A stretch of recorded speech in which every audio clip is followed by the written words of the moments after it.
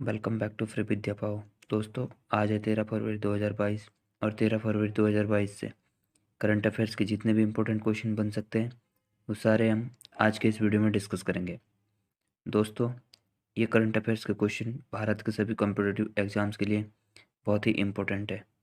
अगर आपको इस वीडियो का PDF चाहिए होगा तो आप हमारे टेलीग्राम चैनल को ज्वाइन कर लीजिए।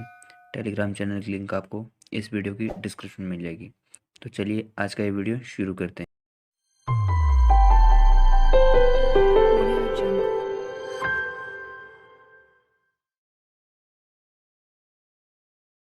आज का सबसे पहला क्वेश्चन हमारा फरवरी 2022 में बर्लिन यूरोपियन फिल्म मार्केट 2022 के किस संस्करण में इंडिया पवेलियन का उद्घाटन किया गया? 72, 74, 76, 78। तो इसका सही आंसर हो जाएगा आपका ऑप्शन ए 72। 10 फरवरी 2022 को 72 में बर्लिन यूरोपीय फिल्म बाजार 2022 में इंडिया पवेलियन का उद्घाटन किया गया है। यह कार्यक्रम बर्लिन अंतर्राष्ट्रीय फिल्म महोत्सव के तर्ज पर आयोजित किया गया था। उद्घाटन सत्र की मेजबानी सूचना और प्रसारण मंत्रालय, राष्ट्रीय फिल्म विकास निगम और भारतीय उद्योग परिसंघ द्वारा की गई थी। भारत का फिल्म उद्योग दुनिया में सबसे बड़ा है, जो हर साल 3000 फिल्मों का निर्माण करता है। पवेलियन 17 फरवरी तक लाइव रहेगा। सत्यजीत रे को 100 साल पूरे होने पर उस्ताद की चुनिंदा फिल्मों और उनके जीवन पर कुछ वृत्तचित्रों की विशेष स्क्रीनिंग के साथ भी मनाया जा रहा है। विभिन्न क्षेत्रीय भाषाओं में 8 अन्य भारतीय फिल्मों का दर्शन किया जा रहा है। अगला क्वेश्चन हमारा चार्ल्स डार्विन की जयंती और उनके योगदान के उपलक्ष्य में किस दिन डार्विन दिवस के रूप में मनाया जाता है? 12 फरवरी, 11 फरवरी, 8 फरवरी या 10 फरवरी? तो इसका सही आंसर हो जाएगा आपका ऑप्शन ए 12 फरवरी।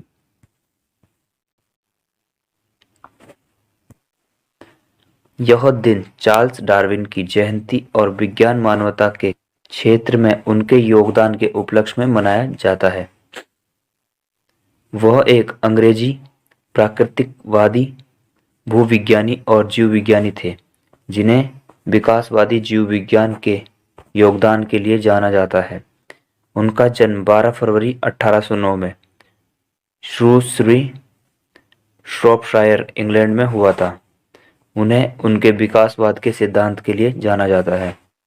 अगला क्वेश्चन हमारा भारत ने देश के पहले कोविड-19 प्रकोप का प्रबंधन करने के लिए किस देश को चिकित्सा आपूर्ति की एक खेप भेजी? पलाऊ, किरीबाती, टोंगा या इस्वातिनी? तो इसका सही आंसर हो जाएगा आपका ऑप्शन बी किरीबाती। भारत ने किरीबाती के पहले कोविड-19 प्रकोप का प्रबंधन करने के लिए उसको चिकित्सा आपूर्ति की एक खेप भेजी। विदेश मंत्रालय ने बताया कि खेप में pulse oximeter, PPE, personal protective equipment kit और आपातकालीन कोविड-19 दवा शामिल है। किरीबाती को चिकित्सा आपूर्ति प्रशांत क्षेत्र में शीघ्र प्रतिक्रियाकर्ता के रूप में मानवीय सहायता और आपदा राहत सहायता प्रदान करने के लिए भारत की प्रतिबद्धता की पुष्टि करती है। किरीबाती आधिकारिक तौर पर किरीबाती गणराज्य मध्य प्रशांत महासागर में स्वतंत्र एक द्वीप राष्ट्र है। तरावा किरीबाती की राजधानी है। अगला क्वेश्चन हमारा फरवरी 2022 में किस देश के राष्ट्रपति ने अपनी इंडो पैसिफिक रणनीति जारी की? France, Japan, Australia, America? तो इसका सही आंसर हो जाएगा आपका अमेरिका।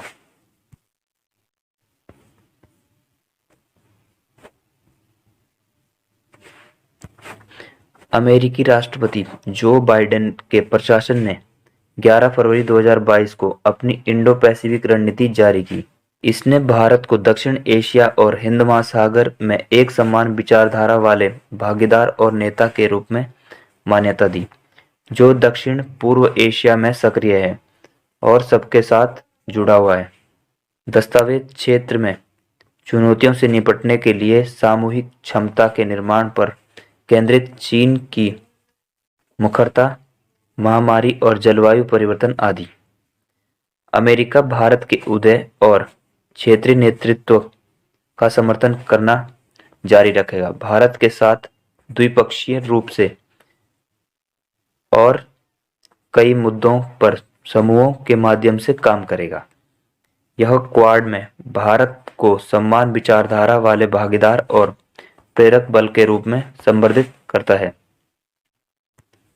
अगला क्वेश्चन हमारा, भारतीय वायुसेना ने कितने सदस्यों का दल सिंगापुर एयर शो 2022 में भाग लेने के लिए फरवरी 2022 में सिंगापुर के चंगी अंतर्राष्ट्रीय हवाई अड्डे पर पहुंचा? 38, 44, 50, 56। तो इसका सही आंसर हो जाएगा आपका ऑप्शन बी 44।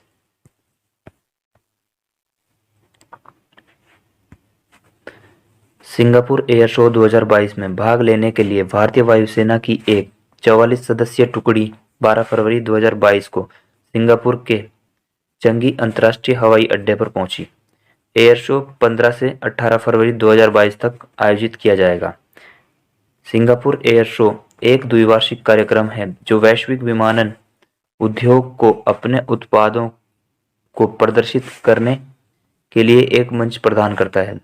IAF दुनिया भर में प्रतिभागियों के साथ स्वदेशी तेजस MK फर्स्ट को पिच करेगा। एयर शो में भारतीय वायुसेना की भागीदारी और भारत को तेजस विमान का प्रदर्शन करने और RSAF रॉयल सिंगापुर वायुसेना और अन्य भाग लेने वाले दल के समकक्षों के साथ बातचीत करने का अवसर प्रदान करती है। अगला क्वेश्चन हमारा, निम्नलिखित में से किसे फरवरी 2022 में टाटा सन्स के कार्यकारी अध्यक्ष के रूप में नियुक्त किया गया है? विक्रम देवदत्त, N चंद्रशेखरन या नेस वाडिया या साइरस मिस्त्री? तो इसका सही आंसर हो जाएगा आपका option B N Chandrasekaran. Tata sons limited के बोर्ड और अगले 5 वर्षों के लिए अपने कार्यकारी अध्यक्ष N चंद्रशेखरन की फिर से नियुक्ति की मंजूरी दे दी है। वह 2016 में टाटा सन्स के बोर्ड के शामिल हुए थे और 2017 में अध्यक्ष के रूप में पदभार संभाला। वह Tata steel, Tata motor, Tata power और TCS सहित कई समूह संचालन कंपनियों के बोर्ड के अध्यक्ष भी हैं, जिनमें से वे 2009 से 17 तक मुख्य कार्यकारी अधिकारी थे। JRD टाटा ने अक्टूबर 1932 में एयरलाइंस की स्थापना की और उस समय इसे टाटा एयरलाइंस कहा जाता था। इसकी स्थापना कब हुई थी? 1932 में मुंबई में हुई थी दोस्तों। मुख्यालय कहाँ है इसका? दिल्ली में। संस्थापक टाटा समूह और JRD टाटा। अगला क्वेश्चन हमारा, निम्नलिखित में से किस कंपनी ने 10 फरवरी 2022 को गुयाना स्पेस सेंटर और एरियन स्पेस द्वारा 34 उपग्रहों की सफल चुनौती की पुष्टि की है? OneWeb company, Verizon Communications, China Mobile या ड्यूश टेलीकॉम? तो इसका सही आंसर हो जाएगा वनवेव कंपनी। भारतीय एयरटेल समर्थित वनवेव ने 10 फरवरी 2022 को फ्रेंच गुयाना और कोरो में गुयाना स्पेस सेंटर से एरियन स्पेस द्वारा 34 उपग्रहों की सफल चुनौती पुष्टि की। 2022 में कंपनी का यह पहला लॉन्च है। कंपनी ने वनवेव कुल इन ऑर्बिट उपग्रहों को 428 करने के लिए 13 सफल परीक्षण किए। यह वनवेव के नियोजित 648 लियो उपग्रह बड़े के 66% का प्रतिनिधित्व करता है। अगला क्वेश्चन हमारा, भारत और किस अन्य देश ने 11 फरवरी 2022 को पर्यटन को बढ़ावा देने के लिए एक समझौता ज्ञापन पर हस्ताक्षर किए?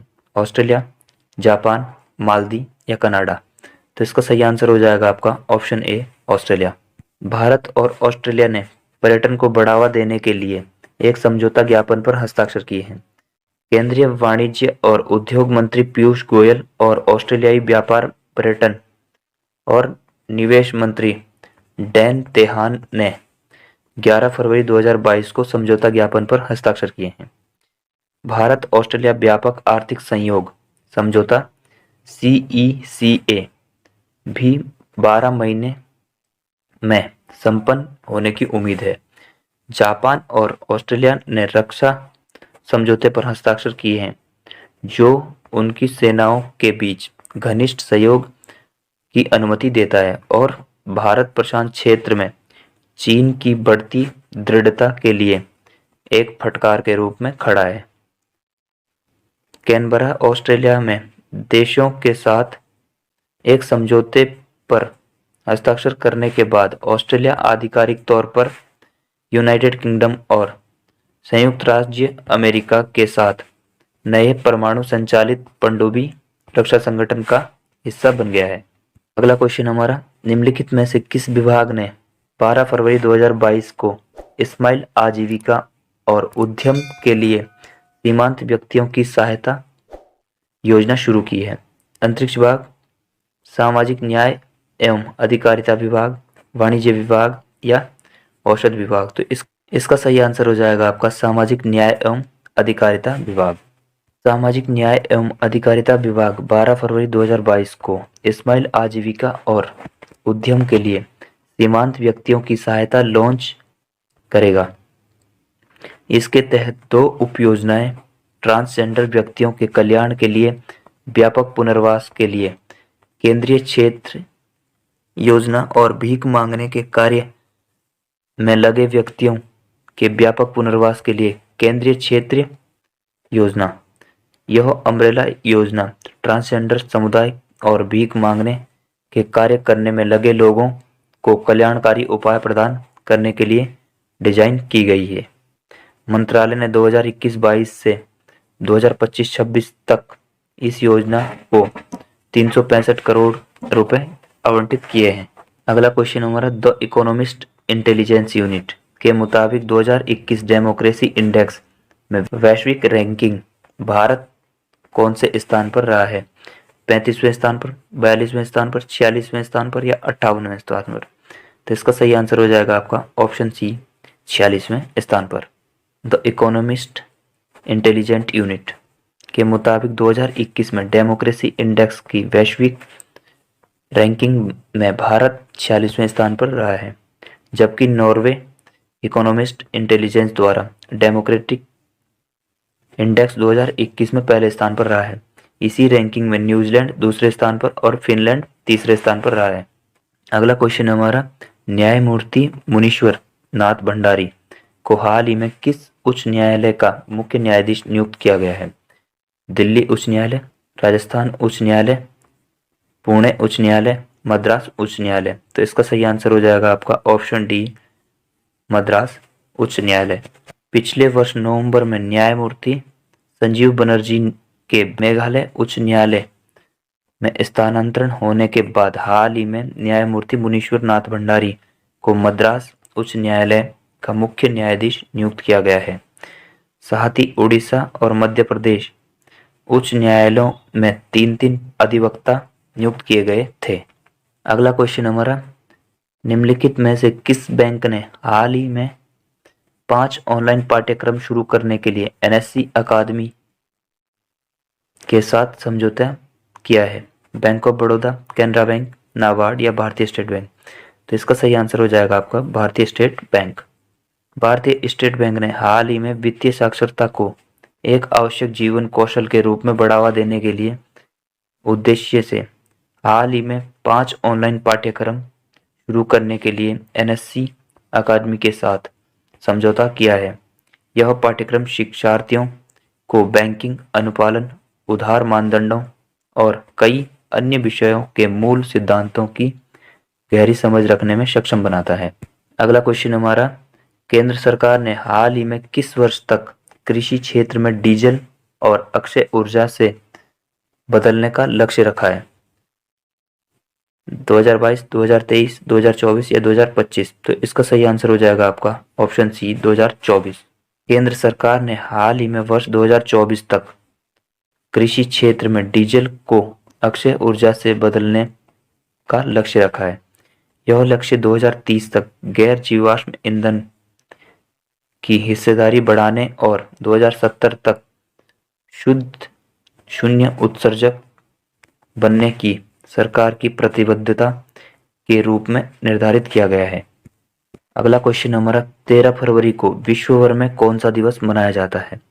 विश्व रेडियो दिवस, विश्व डाक दिवस, विश्व विज्ञान दिवस या विश्व भाषा दिवस? तो इसका सही आंसर हो जाएगा आपका ऑप्शन ए, विश्व रेडियो दिवस। 13 फरवरी को विश्व भर में विश्व रेडियो दिवस मनाया जाता है। स्पेन रेडियो एकेडमी ने 2010 में पहली बार इस दिवस को मनाने का प्रस्ताव रखा था। उसके बाद 2011 में यूनेस्को की महासभा ने 36वें सत्र में 13 फरवरी को विश्व रेडियो दिवस घोषित किया था। अगला क्वेश्चन हमारा, बेलारूस और किस देश ने हाल ही में यूक्रेन के साथ बेलारूसी सीमा के पास संयुक्त सैन्य अभ्यास शुरू किया है? पोलैंड, मिन्स्क, रूस या तुर्की? तो इसका सही आंसर हो जाएगा आपका ऑप्शन सी, रूस। रूस और बेलारूस ने हाल ही में यूक्रेन के साथ बेलारूसी सीमा के पास 10 दिनों का संयुक्त सैन्य अभ्यास शुरू किया है, जिसमें लगभग 30,000 रूसी सैनिक और सभी बेलारूसी सशस्त्र बल हिस्सा लेंगे। इस सैन्य अभ्यास के लिए कई उपकरणों को रूस से हजारों मील की यात्रा के बाद लाया गया है। अगला क्वेश्चन और आज के हमारा इस वीडियो का आखिरी क्वेश्चन है, निम्न में से किस देश ने हाल ही में कोआला को एक लुप्तप्राय प्रजाति के रूप में नामित किया गया है? जापान, चीन, अमेरिका, ऑस्ट्रेलिया? तो इसका सही आंसर हो जाएगा आपका ऑप्शन डी, ऑस्ट्रेलिया। ऑस्ट्रेलिया ने हाल ही में कोआला को एक लुप्त प्रजाति के रूप में नामित किया गया है। ऑस्ट्रेलिया के क्वींसलैंड, न्यू साउथ वेल्स और ऑस्ट्रेलियाई राजधानी क्षेत्र में प्रजाति को 10 साल से कमजोर रूप से वर्गीकृत किया गया है, जिससे अब इस प्रजाति की सुरक्षा बढ़ाई जाएगी। तो दोस्तों, आज का ये वीडियो हमारा यहीं पर समाप्त होता है। अगर आपको ये वीडियो अच्छा लगे तो दोस्तों लाइक कर देना, शेयर कर देना और डेली करंट अफेयर्स की वीडियो देखने के लिए हमारे चैनल को सब्सक्राइब कर लीजिए। बगल में नोटिफिकेशन बेल को प्रेस कर लीजिए ताकि डेली करंट अफेयर्स की वीडियो के नोटिफिकेशन आप लोगों तक पहुंचते रहे। जय हिंद, जय भारत, जय उत्तराखंड।